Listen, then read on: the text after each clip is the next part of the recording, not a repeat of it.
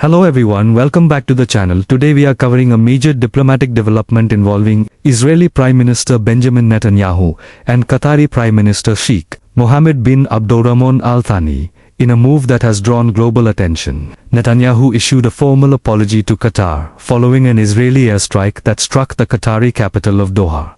This marks one of the rare occasions Israel has publicly acknowledged and apologized for a military action that violated the sovereignty of another nation. The apology came during a three-way call involving Netanyahu, the Qatari Prime Minister, and United States President Donald Trump.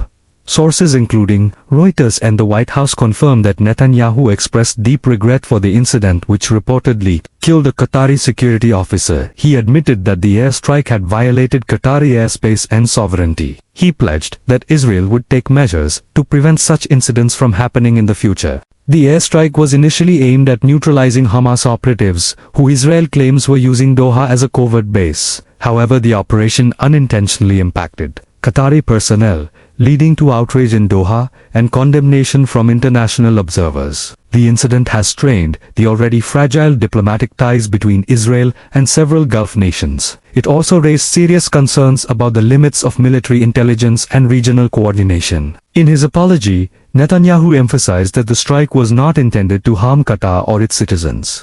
He reassured the Qatari leadership that Israel respects Qatari sovereignty and values the strategic role Qatar plays in the region. He expressed sorrow over the loss of life and noted that Israel would review its intelligence and targeting procedures. He also said that Israel wished to avoid similar mistakes in the future and would work to rebuild trust. Qatar's Prime Minister received the apology but also made clear the seriousness of the violation. He stressed that national sovereignty cannot be compromised under any circumstance. He warned that Qatar reserves the right to pursue diplomatic measures in response to any future violations. Still, the Qatari side expressed cautious optimism that Israel's apology and commitment could lead to improved coordination moving forward. This moment is being seen as significant, not just for Israel and Qatar, but for the entire Middle East.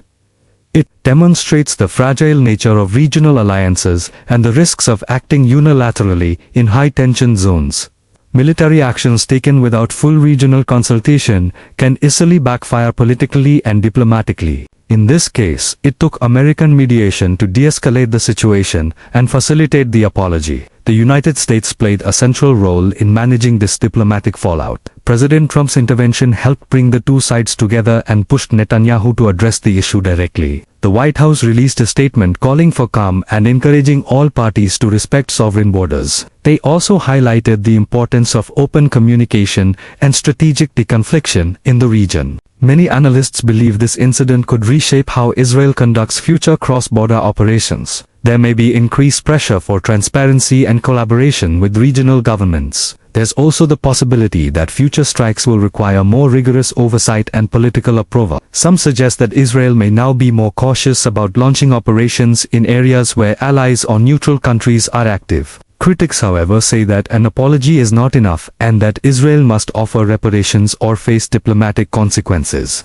They argue that the loss of a Qatari officer and the violation of airspace should not go unanswered. Some regional commentators have questioned whether this was truly accidental or part of a broader strategy gone wrong. These voices are calling for an international investigation and for Israel to provide evidence backing up its explanation. Supporters of Netanyahu see the apology as a pragmatic step to reduce tensions and preserve critical relationships in the Gulf. They argue that Israel is willing to take responsibility for mistakes and correct course when needed. Others say the move reflects a deeper understanding of how intertwined regional security has become. They believe the apology sets a new precedent for accountability in regional conflicts. This development also puts a spotlight on Qatar's role in the Middle East, often acting as a mediator. Qatar has walked a fine line between engaging with Western allies and supporting humanitarian efforts in Gaza.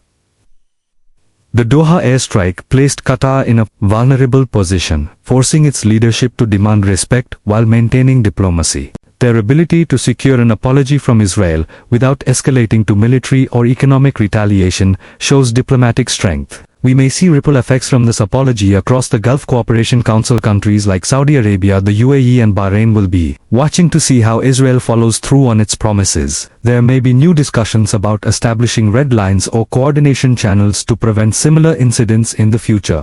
These nations are also concerned about how Israeli actions might affect their own security and diplomatic standing. On the domestic front, Netanyahu faces a mixed response. Some in Israel believe the apology could be perceived as weakness, especially by groups who oppose concessions to Arab states. Others applaud the move, saying it avoids deeper conflict and demonstrates a responsible approach to military power. The debate reflects the broader tension within Israeli politics between hardline security policies and international diplomacy. It remains to be seen how this will affect Netanyahu's political standing and future decision-making. Meanwhile, Hamas and other factions in Gaza are closely monitoring the situation. There is concern that they may use the airstrike and apology as propaganda to criticize both Israel and Qatar. These groups often try to exploit cracks in regional unity to further their own influence and agenda. Qatar's next moves will be important in determining how much leverage such groups gain from this incident.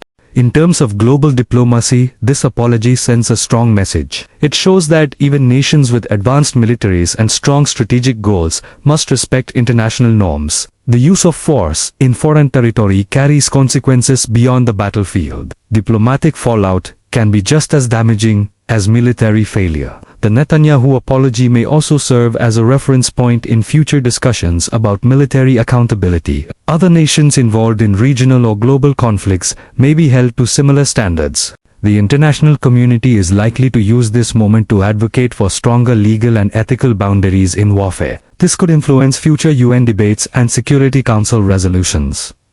Israel's military strategy moving forward may now involve more engagement with regional allies before carrying out operations. Shared intelligence and joint planning may become more common in an effort to avoid miscommunication or accidental escalation. This could strengthen alliances or reveal deeper divisions, depending on how it is handled. But it is clear that the stakes are high and the margin for error is shrinking. Qatar will also need to decide how to leverage this apology diplomatically. They could use it as a platform to push for stronger regional protocols or to elevate their status as a peace broker. Alternatively, they may keep a low profile and work behind the scenes to avoid drawing further attention. Their next steps will reveal how much political capital they wish to invest in this issue. The broader Middle East remains a complex and volatile region.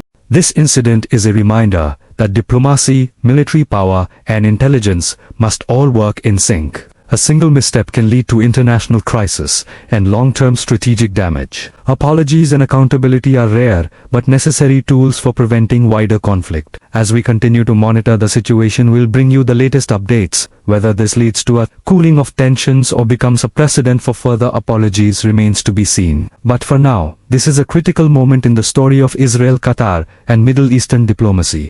It may well shape the path of regional cooperation for years to come. Thanks for watching. Be sure to like, share and subscribe for more verified news and international updates. Stay informed and stay safe.